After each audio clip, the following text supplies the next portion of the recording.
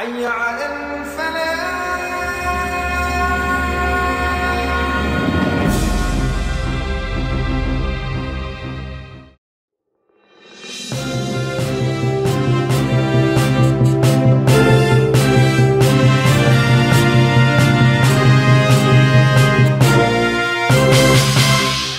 Jadi begini, saya dengan kawan-kawan baik dari Gerakan Nasional Pengawal Fatwa Ulama maupun dari Persaudaraan Alumni 212, semua habaib dan kiai yang tergabung di forum-forum yang saya sebutkan tadi, teristimewanya Front Pembela Islam tetap akan menunggu hasil ijtima ulama kedua.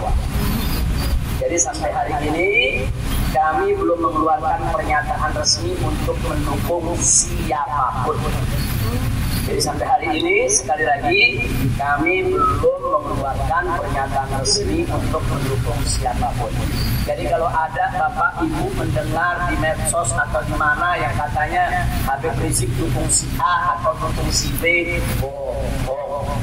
saya tetap dengan Front Pembela Islam dan kawan-kawan Gerakan Nasional Pengawal Fatwa Ulama, begitu juga dengan kawan-kawan Persaudaraan Alumni 212 tetap setia mengawal ijtima ulama.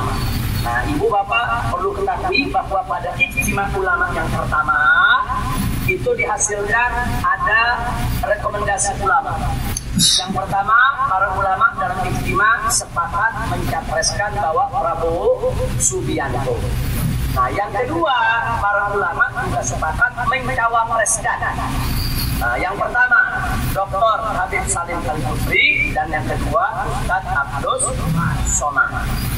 Nah, jadi sekarang kita lihat koalisi sudah menerima Prabowo sebagai capresnya, tapi koalisi tidak, yaitu menerima daripada cawapres yang diajukan oleh ijtima. Nah, ini di sini kita minta penjelasan dulu apa dan kenapa. Nah, kalau sekarang kemudian koalisi memilih Sandi, apa alasannya? Ini tentu kita perlu tahu. Nah, jadi sekali lagi kita akan memutuskan setelah ijtima ulama. Ijtima ulama akan digelar antara tanggal 7 atau tanggal 15 September. Nah, setelah haji ini, insya Allah.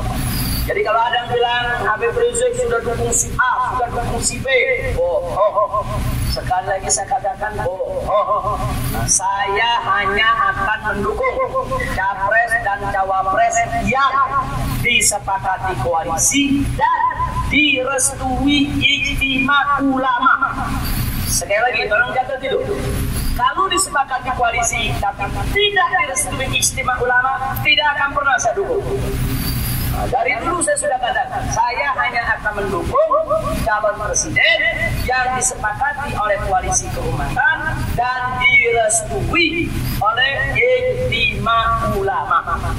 Nah, tentunya kalau ulama akan mendukung salah satu pasangan capres cawapres, tentu capres cawapres tersebut harus punya ikatan perjanjian dengan para ulama. Jadi kalau mereka itu menjadi presiden atau menjadi wakil presiden, apa yang akan mereka lakukan untuk Islam dan umat Islam? Apa yang akan mereka lakukan untuk rakyat dan bangsa? Apa yang akan mereka lakukan untuk negara? Jadi kalau kita tidak punya perjanjian, bagaimana kita bisa dukung? Tidak boleh. Nah, jadi ulama jangan beli kucing dalam karung. Atau ulama nggak boleh juga, yaitu memberikan dukungan kepada siapapun tanpa terkecuali. Jangan memberikan cek kosong, nggak bisa. Sekarang maunya ulama apa? Sekarang saya tanya, selama ini saya mau tanya bapak-bapak, ibu-ibu di sini. Selama ini bapak-bapak, ibu-ibu melihat kondisi di Indonesia yang agama dinista, agama dinoda, terus orang yang menodai agama dibiarkan oleh aparat, tidak ditahan. Saya tanya, kira-kira prihatin tidak? Prihatin tidak? Kira-kira Bapak Ibu pengen nggak punya presiden? Kalau besok ada yang menodai agama ditangkap, pengen nggak? Pengen begitu? Enggak, maksudnya punya presiden yang tegas. Kalau ada yang menodai agama, tangkap. Pengen nggak punya presiden begitu?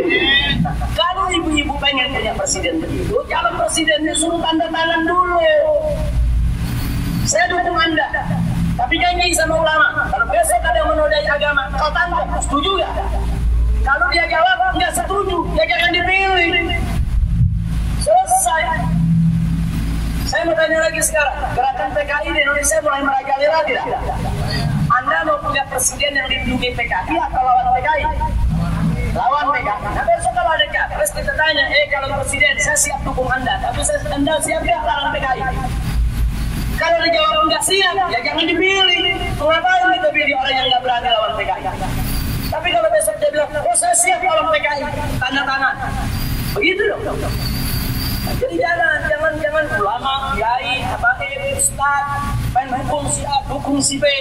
Nggak ada perjanjian. Apa jadinya kita punya nasib umat tadi? Jangan. Saya dari sini selalu memonitor dan saya dengan kawan-kawan selalu berusaha untuk menjaga. Jangan sampai ulama, jangan sampai umat Islam, jangan sampai syariat Islam, saudara, dikangkangi oleh siapapun. Nah itulah tujuannya kenapa harus digelar istimewa ulama yang kedua. Kira-kira jelas tidak? Paham semua? Ya, jadi begitu. Saya Ustaz Ahmad belajar untuk jadi presiden. Kalau Ustaz Ahmad yang menjadi presiden tidak perlu Ustaz Ahmad. Jadi begitu Bu, Ibu, jelas Bu ya. Nah jadi kalau Ibu nanti ada dengar kabar aku besok dari Mekah udah dukung si A, dukung si B, bohong. Nah kapan saya mendukung? Kalau sudah ijtima ulama. Apa sih itu ijtima ulama? Ijtima ulama itu Pak Bu, ulama dari seluruh Indonesia mengirim perwakilan.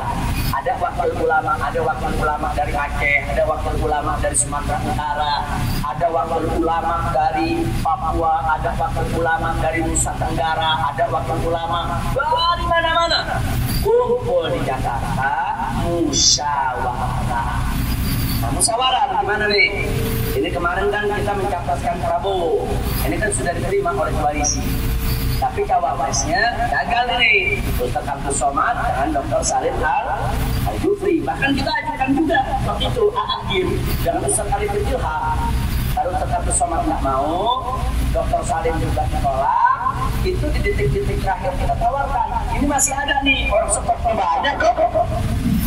Untuk ulama banyak. Bahkan stok kita bukan Ustaz Abdul Somad aja, stok kita bukan Dr. Salim aja. Kita sodor, A'agim ada. Ini Ustaz Arifin Ilham ada. Mereka semua siap untuk dampingi Prabowo dan untuk menjaga daripada masalah umat. Ternyata ini semua gagal. Nah sekarang ini kita jangan emosi. Nah kalau ini gagal, jangan emosi, marah, kemudian pro kontra di antara kita, jangan. Kalau ini gagal, kita musyawarah. Ini udah gagal mau diapain? Nah apa kita tetap dukung Prabowo atau gimana? Kalau mau dukung, apa syaratnya? Kan mesti dibicarakan, duduk musyawarah. Nah kan landasan Indonesia kan musyawarah, tapi belum musyawarah udah main dukung-dukung. Jangan.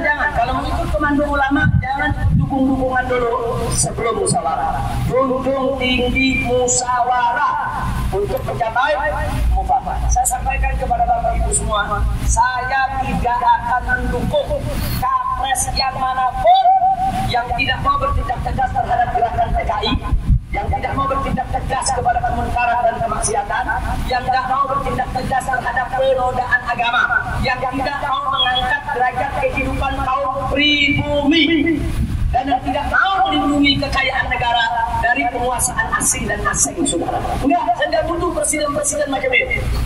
Kita butuh presiden yang siap melindungi negara, siap melindungi kekayaan negara dari penguasaan asing dan asing, siap menindak semua penoda agama, siap menindak segala perbuatan keji dan munkar, siap melarang LGBT dari seluruh Indonesia, siap untuk menciptakan pemerintahan yang bersih dari korupsi, yang bersih dari riba, yang bebas daripada beban-beban dan seterusnya.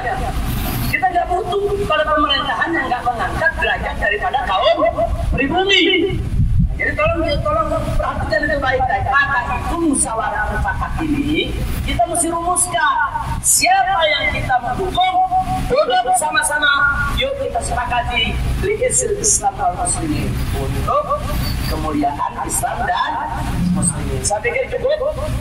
Itu yang bisa saya sampaikan. Kalau diteruskan nanti jadi debat PLC ya.